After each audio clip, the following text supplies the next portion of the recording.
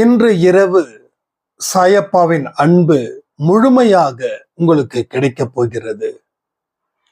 ஒரு விழிப்புணர்வுடன் இந்த இரவை நீங்கள் ஒரு பிரார்த்தனையின் மூலமாக தொடங்க வேண்டும்.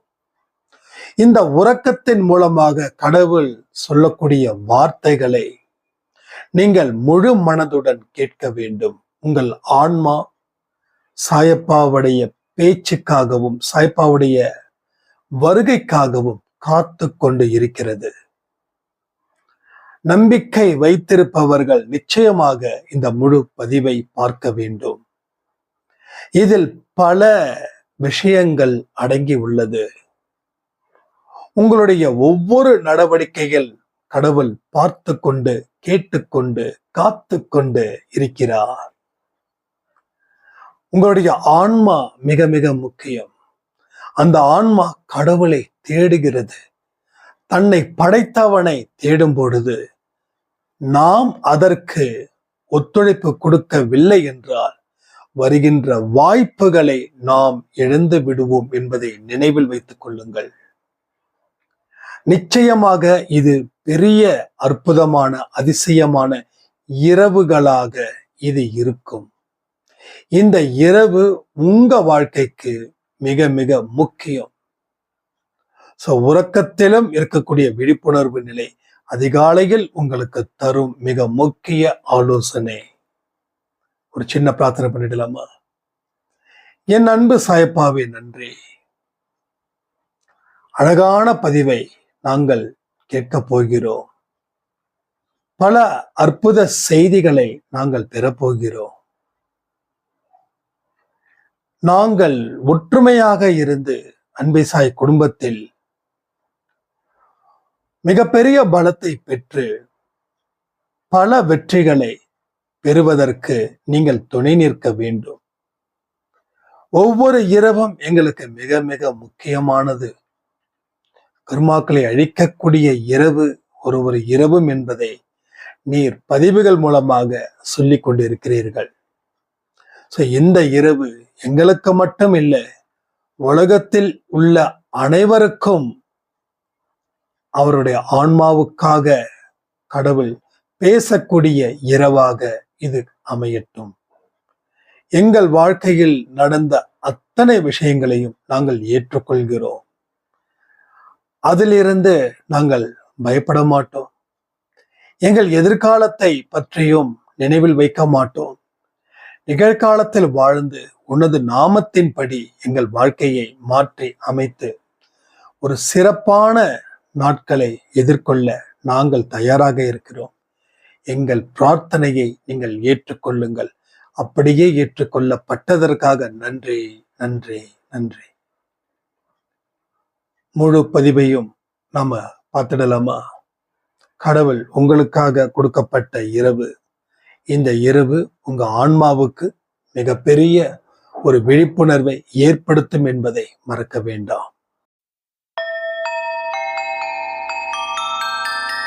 ஓம் சாயிரா சாயிரா, ஓம் சாயிரா சாயிரா, ஓம் சாயிரா சாயிரா, அன்பே சாயிரா, பேரன்பே சாயிரா, அகிலம் தளிக்க ஆத்மா விழிக்க அனுதினம் சாயிரா, எங்கள் அன்பே சாயிரா.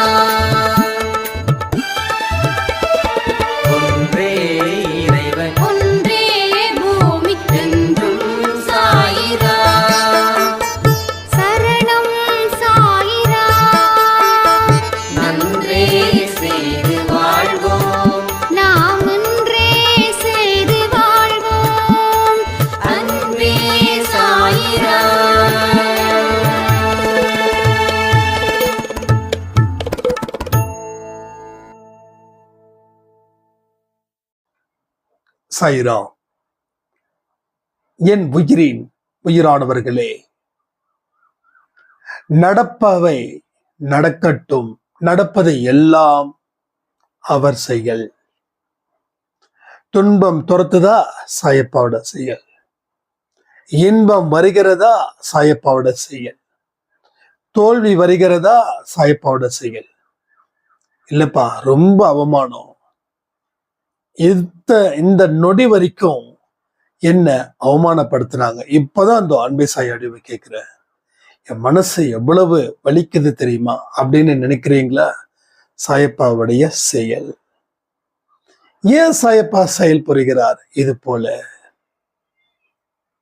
ஏன் இப்படி ஒரு துன்பத்தை கொடுக்கிறாரு? இது எல்லாம் நீ அடைந்தே ஆக வேண்டும். இது எல்லாமே உன்கிட்ட வந்தா மட்டும்தான் உன் வாழ்க்கை சந்தோஷத்தை ஆரம்பிக்க முடியும். சந்தோஷம் என்ற பக்கத்தை நீ பார்க்க முடியும்.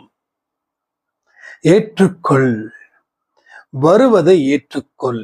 என் அனுமதியுடன் தான் அத்தனை துன்பங்களும் உனக்கு வருகிறது. உன் கணவர் சரியில்லையா, நான் சரி பண்ணுறேன். உன் மனைவி சரியில்லையா, நான் சரி பண்ணுறேன். உன் குழந்தைங்க சரியில்லையா, நான் சரி பண்ணுறேன். நண்பர்கள் சரியில்லையா, சரி பண்ணுறேன். இன்னும் உன் சொந்த பந்தங்கள் யாருப்பா, எல்லாரையும் நான் சரி பண்ணுறேன். நீ இதுக்கெல்லாம் கஷ்டப்படாத. காயப்படுத்துவாங்க, அந்த காயத்தை நல்லதுன்னு எடுத்துக்கோ. ஊசி இன்ஜெக்ஷன் நமக்கு போட்டா அது நல்லது கெட்டதா? விஷ ஊசி போடல. விஷ ஊசி போட்டாலும் உடம்புல குத்துனாலும் வலிக்கும். ஸோ உடம்பு நல்லா இருக்க மெடிசன் மூலமா ஊசி போட்டாலும் வலிக்கும். ஸோ வலி ஒண்ணுதான், ஆனா செயல் வேற. அப்ப இந்த வலியை இன்னொரு வழியால சரி பண்ணுவதற்குத்தான் இந்த வலி. அப்ப இந்த வலியை ஏத்துக்கும் போது உனக்கு வலிக்கும். வலிக்குதுன்னு நினைச்ச அந்த வலியை ஏத்துக்காம தடுக்காத. நீ நம்பிக்கையுடன் அதை ஏற்றுக்கொள். இந்த வலி என் அனுமதி இன்றிதான் உனக்கு வருகிறது என்பதை புரிந்து கொள். புரிந்து கொண்டால் உன்னுடைய வலி கூட வலியே இல்லாத ஒரு இடமாக அது அமையும். சோ வலியே இல்லாத ஒரு இடத்தை சாயப்பா நமக்கு அமைச்சு தருகிறார். ஒரு பெரிய வாழ்க்கைக்கு வழி வகுக்கிறார். உங்களுடைய கண்ணீரின் ஆழத்தை அவர் அறிகிறார். வலியை அவர் தெரிந்து கொள்கிறார். எல்லாமே இதுக்கு நாம சிறப்பான ஒரு வாழ்க்கையை வாழ்வதற்காக மட்டும்தான், வேற எதற்காகவும் இல்லை. சோ நம்பிக்கை என்ற அடிப்படையில இந்த உலகம் இயங்குகிறது. சோ நம்பிக்கையுடன் வாழும்போது எவ்வளவு கஷ்டங்கள் வந்தாலும் அதை நாம் தாங்கிக் கொள்வோம். நம்பிக்கை இல்லாத மனிதர்கள் வாழ்க்கையில் எப்பொழுதும் புலம்பிக் கொண்டே கண்ணீர் விட்டு அழுது கொண்டே தான் இருப்பார்கள். ஏனென்றால் அவர்களுக்கு அதை தவிர வேறொன்றும் தெரியாது. நம்பிக்கை மட்டும் ஏற்படுத்திருச்சுன்னா பல வழிகள் நமக்காக கடவுள் வழி கொடுத்திருக்கிறார் என்பதை நாம் புரிந்து கொள்ள முடியும். சோ அன்பே சாய் குடும்பத்துல சாயப்பாவுடைய வழிகாட்டுதலின் படிதான் இன்று இவ்வளவு விஷயங்கள் இங்க தொடர்ந்து நடக்குது. நம்ம அன்பே சாயில சுந்தர் அப்படின்னு ஒரு சாய்ராம் இருக்காங்க. 10 வருஷ போராட்டம். ஒரு டைம்ல ரொம்ப தப்பான வழியில இருந்தாங்க. மனைவி விட்டுட்டாங்க, பிள்ளைகள் எல்லாரும் விட்டுட்டாங்க. ஒரு அனாதை போல 10 வருஷம் இருந்தார்கள். ஸோ ஃபைனலா என்ன பண்றது அப்படின்னு தெரியல. ஸோ ஒவ்வொரு நாளும் அன்பே சாய் ஆடியோ பதிவுகளை கேட்பாங்க. நம்பிக்கையை ஏற்படுத்துவதற்கு என்னென்ன வழிமுறைகள் இருக்குதோ அதை பார்த்தாங்க. மனைவி மறுபடியும் சேரணும், பிள்ளைகள் சேரணும் அப்படின்னு நினைக்கல. கடவுளே, நீ விட்ட வழி என்னவோ அந்த வழியில் பயணம் செய்யணும்னு அன்பே சாயில சொல்லியிருக்கும் போது நான் அதே வழியில பயணம் செய்கிறேன். வந்தால் ஏற்றுக்கொள்வேன், வரவில்லை என்றாலும் நான் அவர்களை சபிக்கவோ ஒரு எதிர்பார்ப்போ வைத்துக்கிருக்க மாட்டேன் அப்படின்னு சொல்லி நான் வணங்க ஆரம்பிச்சேன். இந்த 3 நாள் பயிற்சியில நான் 4 மணிக்கு எழுந்திருச்சு எந்த ஒரு பலனையும் எதிர்பார்க்காமல் கடவுளுடைய அன்பை பெறுவது மட்டும்தான் எனது வாழ்க்கையின் அடிப்படை நோக்கம் என்ற ஒரு வழியை ஏற்படுத்தி நான் ப்ரே பண்ண ஆரத்தி எடுத்த, சச்சரித்திரம் படிச்ச, எல்லாமே பண்ண. பட் இன்னைக்கு என்னுடைய மனைவி, பிள்ளைகள் நான் இருக்கும் இடம் தெரிந்து வந்து இனி நம்ம வாழலாம் அப்படின்னு சொன்னாங்க. நான் அதை ஏத்துக்கலாமா? கண்டிப்பா எனக்கு சொல்லுங்கன்னாங்க. நான் ஆன்சர் பண்ண முடியல, அவங்களுக்கு ஆன்சர் பண்றேன். மன்னிப்பது நமது குணம், ஏற்றுக்கொள்வது நமது குணம். சோ இதுதான் கடவுள் நமக்கு கொடுத்திருக்கக்கூடிய ஒரு அருமையான வாய்ப்பு. அதனால வருவதை ஏற்றுக்கொள். ஆனா ஏற்றுக்கொண்டதுக்கு அப்புறம் நீ என்னை ஏன் ஏத்துக்கலன்னு சொல்லி சண்டை போட வேண்டாம். மனப்பக்குவம் அடைந்தவர்களுக்கு கடவுள் உதவிகளை தேடி வந்து செய்கிறார். சோ அவர்களை தேடி வர சொன்னது சாயப்பா, அவர்களுடைய மனசை மாத்தினது சாயப்பா, உங்களுடைய வாழ்க்கை முறையையும் மாற்றினது சாயப்பா. அதனால் நீங்கள் நிச்சயமாக உங்கள் மனைவி குழந்தைகளுடன் வாழ வேண்டும். நம்ம சுந்தர் சாய்ராமுக்காக நம்ம பிரார்த்தனை செய்வோம். சோ நல்ல ஒரு வாழ்க்கையை அவர்கள் வாழட்டும் என்று. சோ அற்புதங்கள் அநேகம், அதிசயங்கள் அநேகம். சொல்லக்கூடிய வார்த்தைகள்ல நம்பிக்கை வச்சு செஞ்சா நடக்கும். இல்லை அப்படின்னா நோ யூஸ். சோ எல்லாமே யூஸ் பண்ணுங்க. கொஞ்சம் காது கொடுத்து கேட்கலாமே, தப்பு இல்லையே. நம்மளுடைய அலைச்சல் இல்லை, செலவு இல்லை, எல்லாமே உட்புறமாக உனது மனதை திருப்பு. வெளிப்புறத்துல ஒண்ணுமே இல்லை, எல்லாமே எங்க இருக்கு? உள்ள இருக்கு. சோ உன்னுடைய வாழ்க்கையில நீ இப்பொழுது சுதந்திரமானவன். நீ யாருக்கும் எந்த இடத்திலையும் அடிமைப்படுத்த முடியாதவன் போல நீ வாழ்ந்து வாழ ஆரம்பிக்க போகிறாய். இது எல்லாமே சரித்திரத்தில் உனது பெயர் இருக்கும். இன்று இல்லை என்றால் அடுத்த ஜென்மத்தில். ஏன்னா சில பேருக்கு ஏஜ் ப்ராப்ளமா இருக்கும். ஸோ கர்ம வினைகள் எல்லாமே இருக்கும். பட் எல்லாத்தையும் புரிஞ்சுக்கோங்க. பட் புரிய புரிய கர்மாக்கள் விட்டு அகலும், நல்ல வாழ்க்கை தொடங்கும். ஆனா நிச்சயமா ஒண்ணு, இந்த ஜென்மத்திலேயே நாம ஒரு பலமான ஒரு அஸ்திவாரத்தை ஏற்படுத்த முடியும் என்பதை நினைவில் வைத்துக் கொள்ளுங்கள். சோ இது சாதாரணமான வார்த்தை இல்லை. இந்த வார்த்தைக்கு பின்னாடி இருக்கக்கூடிய வாழ்க்கைய மட்டும் யோசிச்சு பாருங்க. சோ எப்படி 10 வருஷமா தன்னுடைய பிள்ளைகளை விட்டு கண்ணீரை விட்டு கதறி இருக்கிற சாய்ராம் தனது கவனத்தை தனது முன்னேற்றத்தின் மீது வைக்கும்போது இயல்பாகவே அவர்களுடைய மனைவி, குழந்தைகள் வீட்டிற்கு வந்து வாங்க வாடலான்னு சொல்லி கேட்டாங்கன்னா என்ன அர்த்தம்னா ஒரே ஒரு விஷயம்தான். ஏங்கிக்கிட்டே இருக்கக்கூடாது, எதிர்பார்த்துக்கிட்டு இருக்கக்கூடாது, செயல்படாமல் இருக்கக்கூடாது. இந்த 3 விஷயங்கள் இருந்தாவே ஆட்டோமேட்டிக்கா வாழ்க்கையில பாஸ் ஆயிட்டோம், அவ்வளவுதான். சோ நிறைய விஷயங்கள் நம்ம வாழ்க்கையில நடக்கதாங்க போகுது. எத்தனையோ சவால்களை நீங்கள் சந்திக்கத்தான் போகிறீர்கள். சோ யாரெல்லாம் ஆரம்பத்துல ஒரு கம்ஃபர்டபுள் ஜோன் வாழ்க்கை வாழ்ந்தாங்களோ அவர்கள் இறுதி காலத்தில் இல்ல ஒரு 30, 40, 50 வயசை தாண்டினதுக்கு அப்புறம் கஷ்டப்படத்தான் வேண்டும். அதுல மாற்று கருத்து இடமே இல்லை. தப்பிக்கவே முடியாது. தப்பிக்க நினைத்தால் மீண்டும் ஒரு ஆபத்து ஏற்படும். நம்ம ஈஸியா கடந்து போயிடலாம். இங்கிருந்து தப்பிச்சிட்டோம்பா அப்படின்னு தப்பிச்சுட்டா மறுபடியும் அந்த இடத்துக்கு வரும்போது அந்த ஆபத்து உங்களுக்கு சாய்ஸை கொடுக்காது, முடிஞ்சிடுச்சுன்னு சொல்லும். சோ முடிய வேண்டிய வாழ்க்கையா நமது வாழ்க்கை? தொடர வேண்டிய வாழ்க்கை அல்லவா? சோ இந்த ஜென்மத்துல முடிஞ்சிடுச்சுன்னா நம்ம ஆன்மா சாந்தி அடைஞ்சிடுதா? ஆன்மா கடவுளுடைய பாதத்துல போய் தஞ்சம் அடைந்து இனி பிறவியே இல்லை அப்படின்னு ஆன்மாவுக்கு கடவுள் உத்தரவு போட முடியுமா? அந்த அளவுக்கு நம்ம நல்லதை செஞ்சிருக்கோமா? நல்லதை செஞ்சிருக்கோமா? ஒரு ஆசைகள் நிறைவேறனா கூட அந்த ஆன்மா அடுத்த ஜென்மம் பிறப்பெடுக்கும். வேறு ஒரு உடலை தேடி அது தஞ்சம் அடையும். வாடகை வீடு எப்படியோ அது போலதான் இதுவுமே. உடல் உடல் என்பது ஒரு வாடகை வீடு. உயிர் இருக்கும் வரை அந்த ஆன்மா உள்ளுக்குள்ள இருக்கும். உடல் மண்ணுக்கு போகும்போது இந்த ஆன்மா பிரிந்து கடவுள்கிட்ட தஞ்சம் அடைந்து எகைன் மறுபடியும் கடவுள் எங்க ஒரு இடத்தை அவர் போக சொல்றாரோ அங்க நாம போய்தான் ஆக வேண்டும். சோ எல்லாவற்றையும் நாம எப்படிதான் சரி பண்ண முடியும்? எப்படி?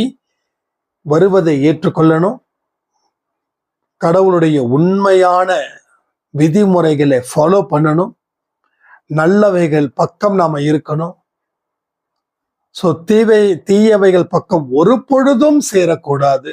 இது எல்லாம் செய்யும் போது வாழ்க்கை புனிதமாக்கப்படும். உங்கள் வாழ்க்கையில் அற்புத தேடுதலை உங்களால் ஏற்படுத்த முடியும். நீங்கள் நினைத்தால் மட்டுமே இது சாத்தியப்படும். முதல்ல அப்துல் கலாம் ஐயா சொன்னது போல கற்பனை பண்ணணும், ஆசைப்படணும், கற்பனை பண்ணணும். அடுத்தது அதற்கு உண்டான வழிமுறைகள் என்னென்ன இருக்குது என்பதை நாம பார்க்கணும். அதுல எதெல்லாம் செய்ய முடியுமோ அதை ப்ரையாரிட்டியை கொடுக்கணும். அதை செய்து அடுத்தடுத்த வழியை தேடணும். அடுத்த ஒரு வருஷத்துல நாம நினைச்ச இலட்சியத்தை ஒண்ணு அடையலாம், இல்ல அடைவதற்கு உண்டான வழியை அது ஏற்படுத்தும். இதன் மூலமாக ஒரு நம்பிக்கை பெருகும். ஸோ நம்பிக்கை ஒன்று இருந்துருச்சுன்னா முடியும்னு அந்த நம்பிக்கை வேற யார் வந்தாலும் அழிக்கவே முடியாது. ஸோ அதை தான் நாம இங்க உறுதிப்படுத்துகிறோம். தெய்வத்தோட அன்பு உங்களுக்கு இருக்குதா அப்படின்றத கமெண்ட் பண்ணுங்க. அண்ட் அன்பை பெறுவதற்கு முயற்சிகளை செஞ்சிட்டு இருக்கீங்கன்னு கமெண்ட் பண்ணுங்க. உங்க வாழ்க்கையில பல குழப்பங்கள் தீரப்போகுதுன்ற நம்பிக்கை இருக்குதா அப்படின்றதையும் கமெண்ட் பண்ணுங்க. ஏன்னா நம்ம லைஃப் ரொம்ப ரொம்ப மோசமா போயிட்டு இருக்குது. நாம நினைச்சு பார்க்க முடியாத ஒரு இடத்துல நிக்குது. சோ இப்போ நமக்குள்ள ஒரு அறிவை கடவுள் கொடுத்துட்டாரு. ஏப்பா ரொம்ப மோசமா போகுது, நிலைமை சரியில்லை, இதே ஸ்பீடுல இதே வேகத்துல போனா அது நமக்கு இன்னும் மேலும் பிரச்சனைகளை ஏற்படுத்தும் என்பதை மறவாதே. ஸோ சட்டுன்னு முடிவு பண்ணு, நிறுத்து, பாதையை மாற்று.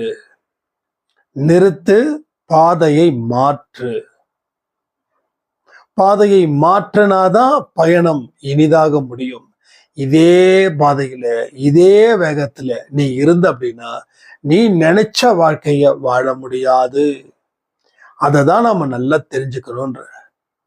ஸோ ஒரு அழகான அற்புதமான வாழ்க்கைக்கு சொந்தக்காரர்கள் நாம இருக்கிறோம். ஒரு சின்ன பிரார்த்தனை பண்ணி இந்த பதிவை முடிச்சிடலாமா? என் அன்பு சாயப்பாவே நன்றி.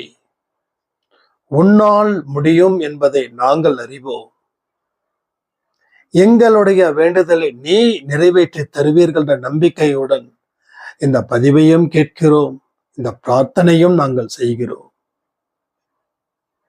பகவான் கிருஷ்ண பரமாத்மா அர்ஜுனருக்கு இருந்தது போல நீங்கள் எங்களுக்கு இருக்க வேண்டும் சாயப்பா.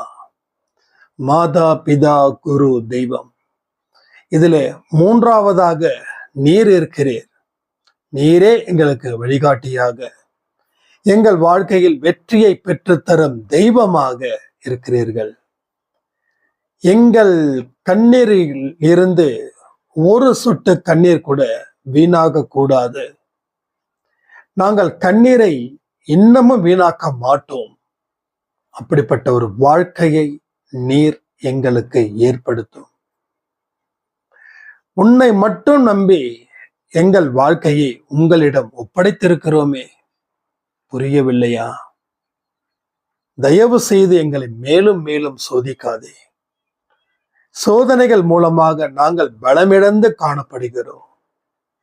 எங்கள் கண்ணீரை துடைக்க ஒருவரும் இல்லையே. தெய்வமே, நீதானே எங்களோட கண்ணீரை துடைக்க வேண்டும். நீங்கள் பெற்ற பிள்ளைகள் அல்லவா நாங்கள்.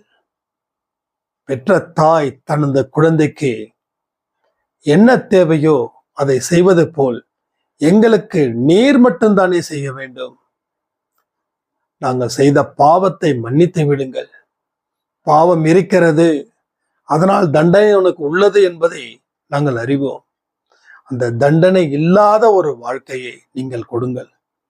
நிச்சயமாக நீங்கள் எப்படிப்பட்ட வாழ்க்கையை நாங்கள் வாழ வேண்டும் என்று எதிர்பார்க்கிறீர்களோ அந்த வாழ்க்கையை நாங்கள் வாழ்வோம் சாயப்பா. எங்களையும் எங்கள் குடும்பத்தையும் ஆசீர்வாதம் பண்ணுங்கள். அப்படியே செய்வதற்காக நன்றி நன்றி நன்றி. ஸோ நல்ல ஒரு பிரார்த்தனையை நம்ம முடிச்சிட்டோம். அளவில்லாத சந்தோஷத்துக்கு சொந்தக்காரராக இருக்கிற உங்களை கடவுள் சாயப்பா என்றும் ஆசீர்வதிக்கட்டும் சொல்லி இந்த பிரார்த்தனையை, இந்த பதிவை நான் முடிக்கிறேன். ஜெய் சாய்ராம்.